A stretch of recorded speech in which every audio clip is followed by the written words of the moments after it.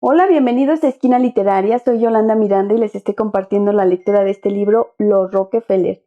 Estamos en la cuarta parte que se llama Los Primos y vamos a continuar. Eran hechos tranquilizantes para los primos. Demostraban lo amplia y compleja que era la operación que ellos pretendían modificar.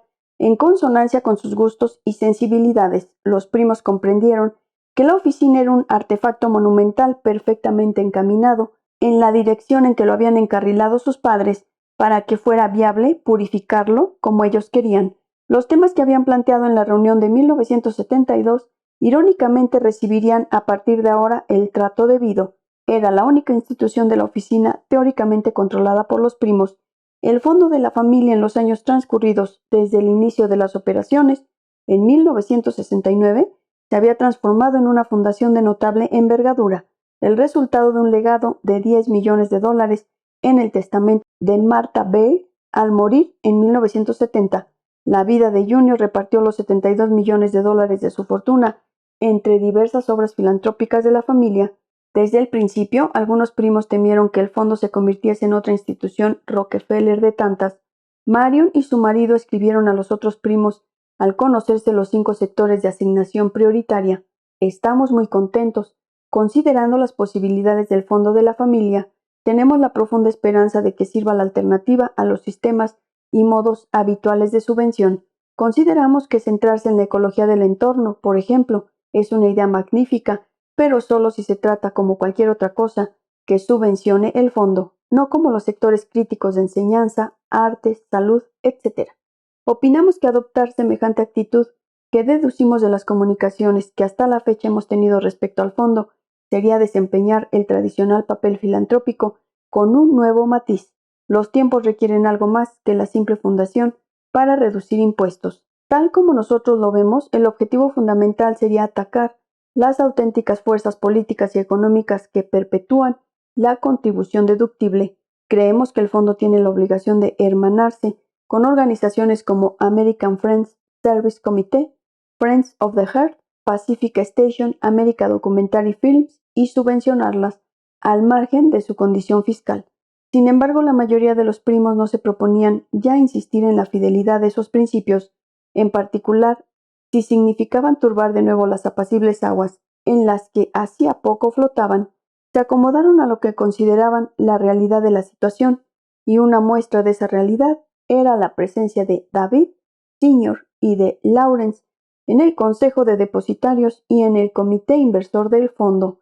En la primavera de 1974, Catherine Tracy había cribado las propuestas de varios grupos de accionistas insurgentes y presentó a los primos material según el cual podía actuar respecto a la cartera de valores del fondo. Los 3 temas a los que se referían las resoluciones de los accionistas eran la extracción del mineral a cielo abierto en las montañas rocosas realizada por la Exxon, la insuficiente contratación de trabajadores de las minorías étnicas por parte de General Electric y Caterpillar Tractors y la política de IBM en Sudáfrica.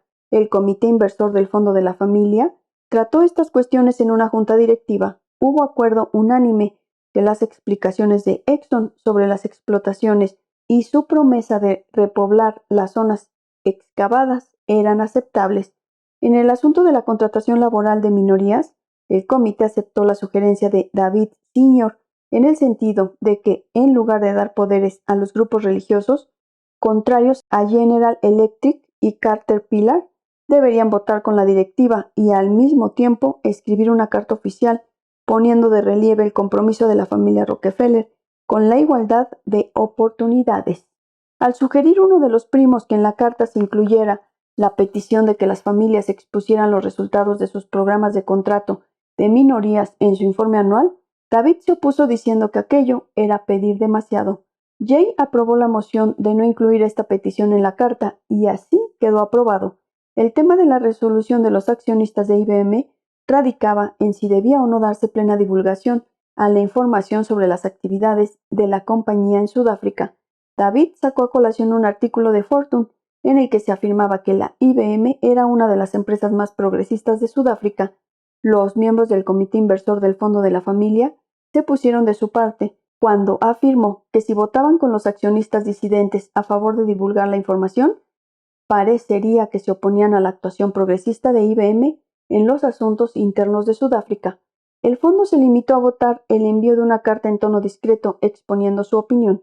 Aparte de dictar el tono de las respuestas del Fondo de la Familia a estos temas específicos del accionariado, David solventó también el problema básico de la política de inversión del fondo. Los primos habían acordado que las compañías en que se efectuaran las inversiones no estuvieran en contradicción con su política filantrópica y habían hecho gestiones para que la compañía que gestionaba la cartera de valores del Fondo de la Familia lo hiciera de manera que se reflejase el compromiso de su generación con la responsabilidad corporativa. Sin embargo, el tío David volvió a hacer valer una opinión de peso. Si no daban mano libre a la compañía inversora para ganar el mayor dinero posible, no obtendrían rentas y la dotación del fondo disminuiría, a menos que estuvieran dispuestos a rechazar lo que implicaba esta premisa, y no lo estaban. No podían discutir su lógica. Al final también este tema quedó postergado. En 1972, David Jr., que había sucedido a su padre en el cargo de presidente del Fondo de la Familia, señaló en un discurso pronunciado en una conferencia sobre fundaciones celebrada en Nueva Inglaterra que el peculiar carácter de su institución se debía al hecho de que estaba consagrada a la filantropía empresarial, quizás sin saber que era exactamente el mismo término empleado por su tío John unos 30 años antes para definir el recién constituido Fondo de los Hermanos Rockefeller, salvo la diferencia en envergadura y énfasis programático. El Fondo de la Familia en la práctica se había convertido en el retoño fundamentalmente obediente a la institución matriz. La realidad de la situación era que, en lugar de contribuir a la liberación de los primos, el Fondo de la Familia les estaba encarrilando. Si ejercían responsablemente, su filantropía se convertía en beneficiaria del testamento de los hermanos o recibiría la subvención del Fondo de los Hermanos Rockefeller. Al morir el último de ellos, David Jr. confirma un tanto sumiso: los hermanos nos vigilan. Es como si nos dieran un lingote de oro para ver qué hacemos con él, si lo convertimos en plomo o si podemos o sabemos mejorarlo, en cuyo caso tendremos más. Algunos primos se sentían amargados por lo que consideraban la capitulación del Fondo de la Familia a la ilusión de que merecía la pena un compromiso provisional por la riqueza y el poder que procurase para el futuro llevar a cabo buenas obras. Como dice uno de ellos, la única diferencia entre nuestra generación y la suya es que para los hermanos los gestos hacia sus buenas obras era un medio para distraer la atención de las otras cosas que hacían.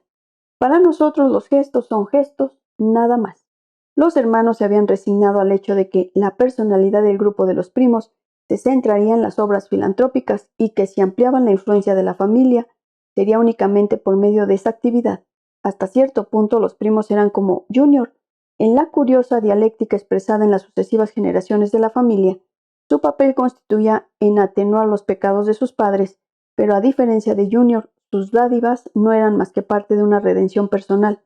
Ellos no tenían objetivos dinásticos y su filantropía era en realidad un simple aspecto de un continuum de comportamiento con el que buscaban la liberación.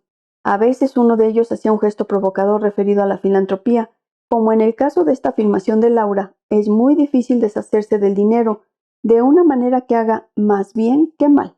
Un método consiste en subvencionar a personas que intentan cambiar el sistema para quitarnos a nosotros de en medio.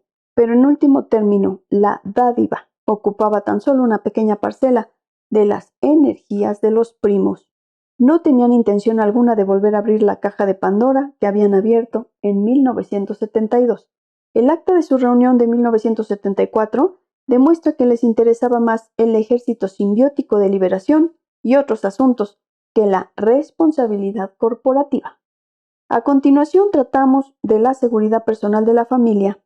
Mary dice que le preocupan mucho los raptos infantiles, pero que realmente no sabe qué se podría hacer aparte de alertar a los niños y salvaguardar nuestras casas. Anne tiene entendido que la oficina dispone de una lista orientativa, pero ninguno hemos recibido nada. Rod señala que el 70% de los raptos son de adultos, no de niños. Wynne sugiere la posibilidad de emplear guardaespaldas, pero Tom Morgan, segundo marido de Mary, señala que es peligroso poner agentes de seguridad a los niños porque se disparan accidentalmente las armas con cierta frecuencia. Sharon, esposa de Jay, Sugiere que en Navidad venga el jefe de seguridad de la oficina y nos asesore. Hay consenso. Después se habla de la política inversora de la oficina. Roth manifiesta haber hablado con los tíos y con la oficina a propósito de las inversiones y la relación ingresos-gastos, de dónde procederán nuestras rentas en el futuro. Nuestra generación está acostumbrada a consumir y donar, pero no a producir. Ya no basta con el mercado bursátil para conseguir el aumento que necesitamos y a partir de ahora tendremos que preocuparnos por el término productivo de la ecuación. Roth continúa subrayando la organización vertical de la planificación familiar, en contraste con la planificación familiar general, referido a dólares, no a hijos. Gran resistencia entre los hermanos a que ni siquiera hablemos de ello. Dilworth ha contratado a Ferguson Reed para que se ocupe de los problemas de negocios de los primos. Es un banquero inversor y tiene ganas de conocernos. Lo que se plantea es si se trata de la persona adecuada para solventar las crecientes necesidades. Una última alternativa por considerar es si realmente necesitamos reponer los recursos familiares. Hasta cierto punto esto es una decisión personal. A Steven le preocupa más el hecho de que nuestros hijos, al morir nosotros y al morir nuestros padres, tendrán mucho más dinero que nosotros y cómo sabrán arreglárselas. Señala que el problema de generar más caja es solo un problema en relación con los hábitos de vida de algunos primos. Plantea la cuestión de si la familia después de nuestra generación va a seguir siendo una institución. La pregunta de Steven era muy oportuna. Durante sus vidas, la cuestión de si iban a participar en la dinastía Rockefeller se había ido transformando gradualmente en si esta dinastía tenía o no futuro. La oficina, que siempre había sido el motor de la dinastía, se enfrentaba igualmente a este problema. La muerte de Winthrop había sido para todos un impacto que les había hecho reflexionar sobre la mortalidad de los hermanos y de la propia suite 5600. Era una máquina costosa de mantener. Los primos no generaban activamente los ingresos que justificasen su mantenimiento.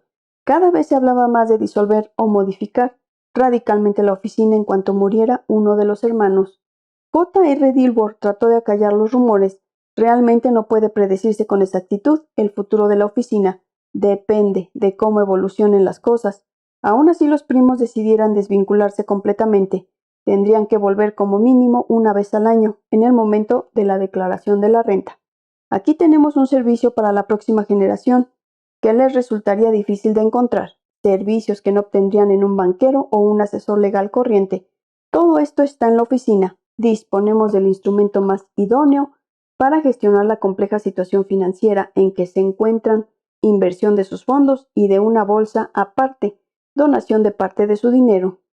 Si además por efecto de una catástrofe los hermanos murieran de repente, tardaríamos 7 u 8 años en desmantelar la operación actual y en desenredar los asuntos adecuadamente. A pesar de ello, existía un sentimiento general ante la expectativa de quién sería el siguiente, y después del funeral de Winthrop, las especulaciones no cesaban en la suite 5600. ¿Se verían afectadas las inversiones limitándose la oficina a gestionar la operación filantrópica y contable, con el mínimo de funciones necesarias para cumplimentar los impuestos? ¿Se mantendría el alcance actual de las operaciones en su estructura básica? ¿Existía un ambiente fin de ciclo, potenciado por las revelaciones de secretos familiares efectuada por Nelson ante el Congreso en su último intento desesperado por alcanzar la presidencia? Independientemente de lo que los primos hicieran o no con la oficina, sus días parecían contados. Puede que tal situación hubiera causado nostalgia entre nosotros, pero no entre los primos. Aún sin estar preparados para enfrentarse a la colosal maquinaria de la familia, estaban más que dispuestos a ser los beneficiarios pasivos de su historia. Pensaban en cosas que para la anterior generación Rockefeller habrían sido impensables. Steven dice, algún día alguien tendrá que ir a la suite 5600 y decidir qué hacer con la oficina. Esa es la razón de la importancia de nuestras reuniones periódicas. Estamos aprendiendo a trabajar juntos, a adoptar decisiones, para estar preparados cuando llegue el momento. En último extremo, la cuestión será si vamos o no a conservar la familia en forma de institución centralizada en la suite 5600. Los primos tendrán que decidirlo en los próximos 20 años, tal como determine el destino. El destino, entendido como el fallecimiento de los hermanos. La mayor parte de los primos no quieren subordinar su propia personalidad a esta entidad unívoca. Yo personalmente considero que tengo mis propios objetivos en la vida y no pienso sacrificarlos por la oficina familiar. Conforme se expresa, sus palabras suenan como una bendición, las instituciones de la familia, la fundación en primer lugar y luego, con mayor motivo, el Fondo de los Hermanos, que según la nueva legislación debe prescindir de extraños en su consejo, van escapando al control de la familia, e igual que sucede con esos hijos institucionales, está pasando con los hijos verdaderos, empiezan a vivir su vida lejos de la familia, y una vez lejos de ella, no creo que vuelvan. Espero que les haya gustado la lectura del día de hoy de este libro, Los Rockefeller. Vamos a entrar en el último apartado de este libro, así que los sigo esperando. Cada día nos falta menos. Muchas gracias por escucharme.